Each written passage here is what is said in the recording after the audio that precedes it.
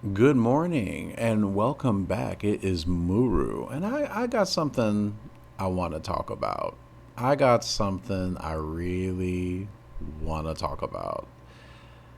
This is one of those lifelong lessons for me where no matter how much I try to give a certain person chances, it's like they're destined to fail.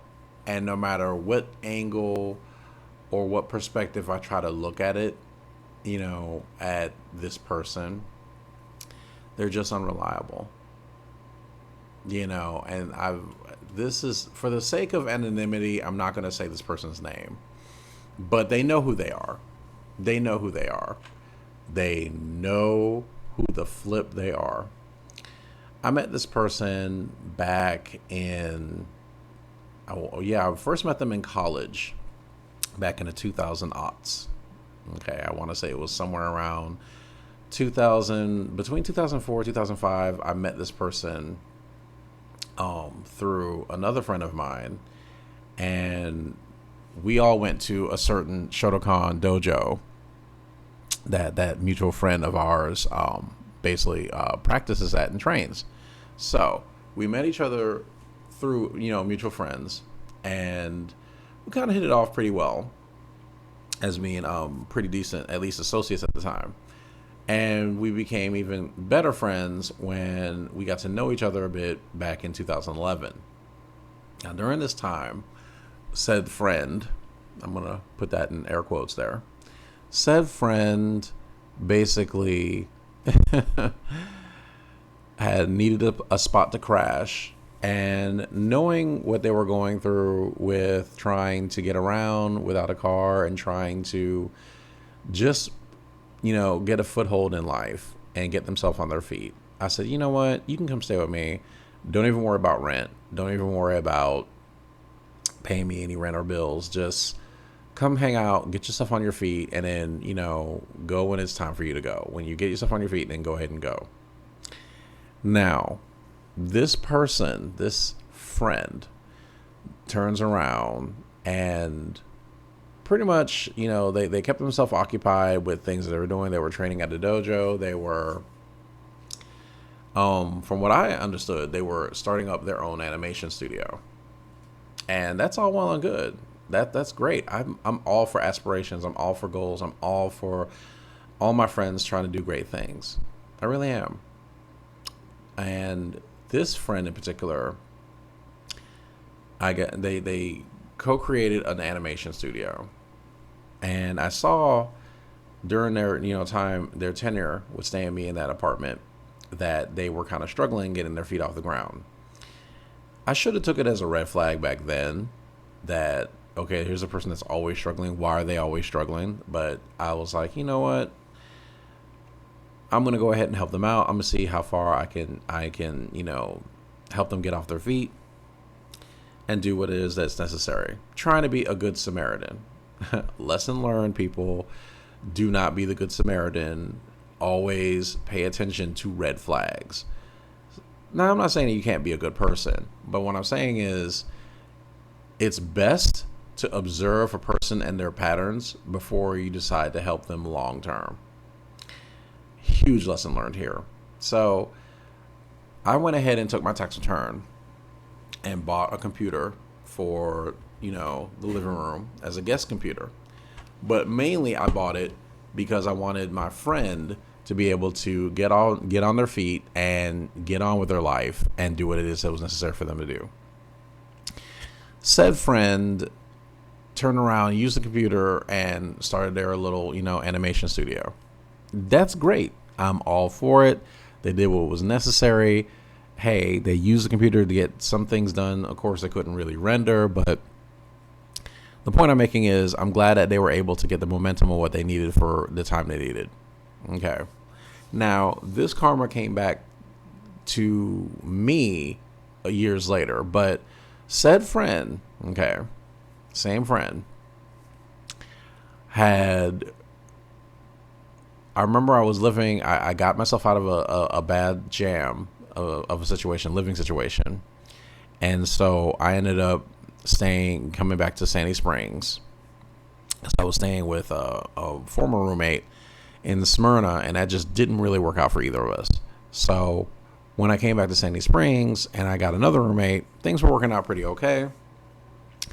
But then the same friend that, I helped out to get on their feet was just like, well, hey, I'm looking for a spot to stay, da da da. And I'm just sitting there like, okay, well, hey, this time I can't say that you can live with me without paying any rent. You have to pay rent here. And they agreed. So everything's great. Everything's dandy. Everything's cool, And this friend basically, came to stay with us. And it was kind of cool at first. What I didn't know then that I know now is this friend in particular is a package deal. So let me tell you what a package deal friend is. Okay, for those of you who don't know, this is the type of person that you can't necessarily get them, you don't get just the person. There's always something that comes with the person. Now, this is all people in general, but package deals, as I like to call them, are more so of this. With this guy, it wasn't yet you just got him. No, he had to include other friends that you may or may not know of into the deal. And this is not something you agreed with or agreed to. So lo and behold, he's, it wasn't even 2 weeks. And this fool is over here.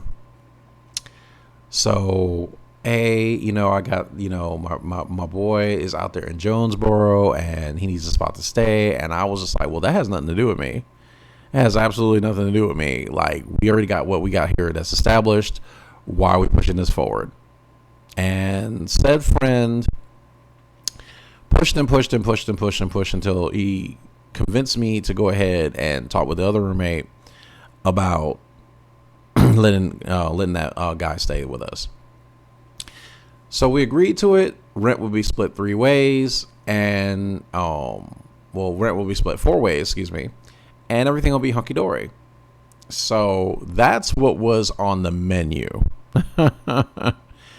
What ended up happening? Oh man, mother flipping package deal.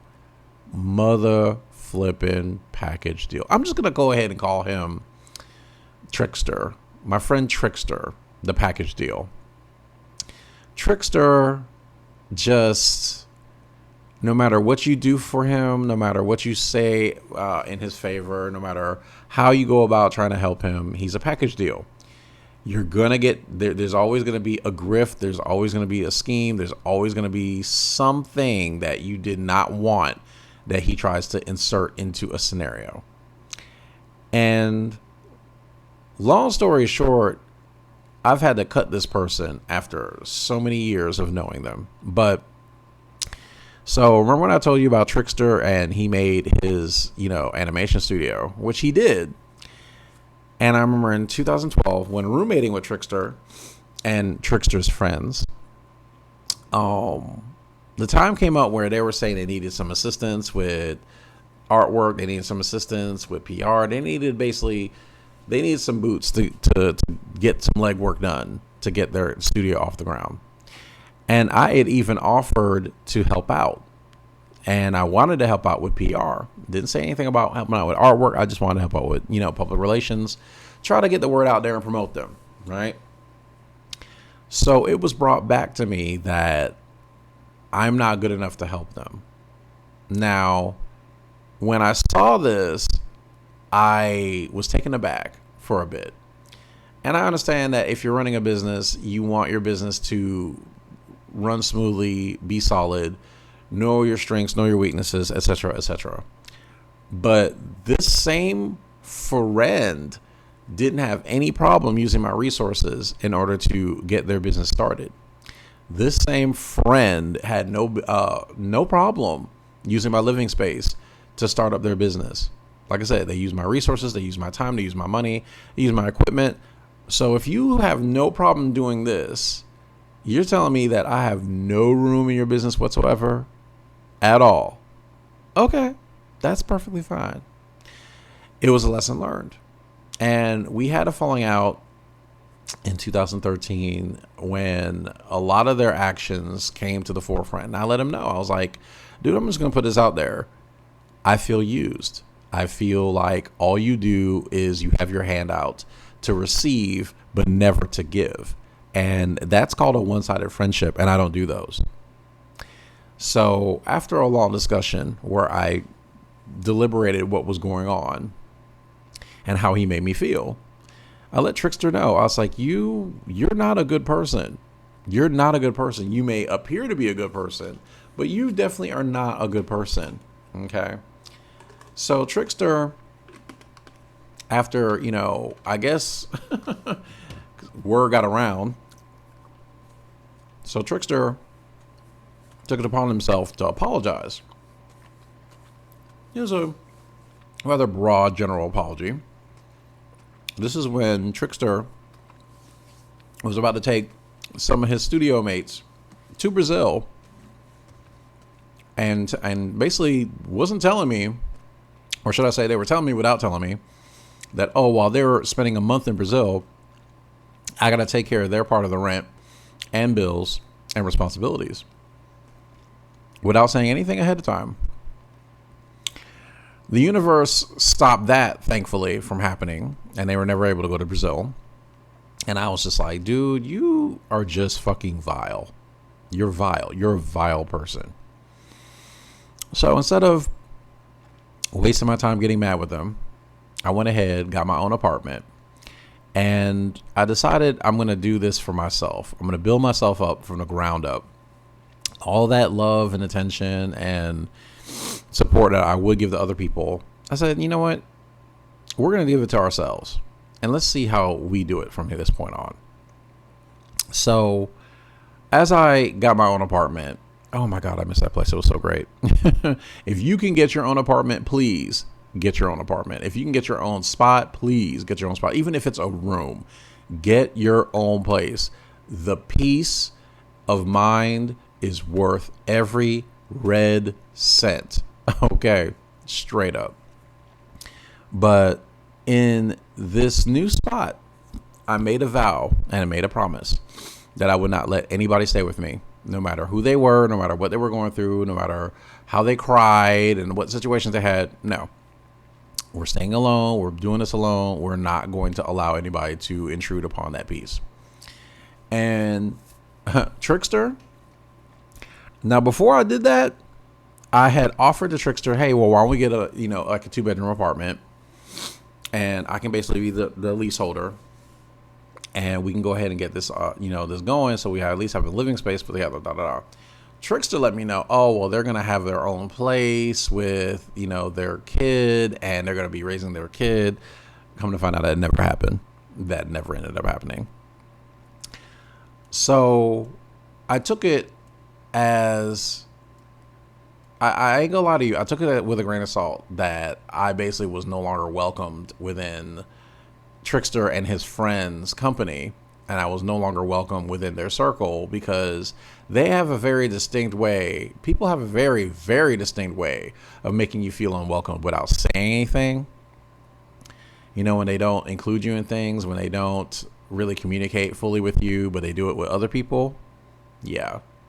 So Trickster ended up moving out to another mutual friend of ours, Stacy. Oh man, she's such a sweetie. But come to find out, Stacy and I were living in the same apartment complex. And this apartment complex wasn't too far away from the last spot that we stayed at, but it was whatever. Anyway, so Trickster, I'm not even gonna lie to you. I was like, I give it about 2 to 3 months tops before they piss off Stacy. And I was correct. I was accurate. Trickster is one of those people where he's only there for you when there's something for him. Trickster is one of those people where if he can use you, he's the friendliest person on the planet.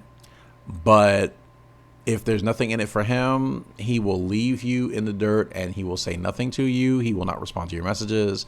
He's one of those people. So Trickster pissed off Stacy. And Stacy threw him out. Was like, you need to get out. I remember the night because it was pouring down raining. I got the apartment in April. And I remember Trickster was trying to get back into... Actually, no, I got the apartment in March. My bad. I got the apartment in March. And Trickster was trying to get in there in May. And just like I had said before, I was like, I give it 2 months. He's going to get thrown out. And I knew it. He got thrown out. Now, mind you, the Trickster did not call me for the entirety of the 2 months that I, was in this apartment. Did not call me, did not text me, did not message me, none of this stuff. But of course, when he gets thrown out, it turns into, of course, Trickster's in an emergency situation. So my phone is blowing up with Trickster trying to call me. And I'm not gonna lie to you. I took one look at that phone, saw who it was. I was like, oh, yeah. How about that? You know where I am when you need something, but when it comes down to being an actual friend, you're nowhere to be found. You know what? I'm not gonna pick up the phone. I'm just gonna look at it. And they left a message. Trickster left a message and let me know what was going on. Well, I can't, Stacy threw me out and I'm just looking for a spot to sleep at. And, I'm just asking if you can help out. No. You know what Muru did? Muru said, we're not doing this. We're not doing this. There's a pattern here. So Muru didn't pick up the phone, didn't reply to his messages. Muru let Trickster feel how Trickster makes other people feel. And it was great. Why? Because Stacy and Muru got to talk about Trickster. And we came up with the same conclusion. People like that are stray animals. And it's best to leave stray animals exactly where you found them, in the dumpster. Why?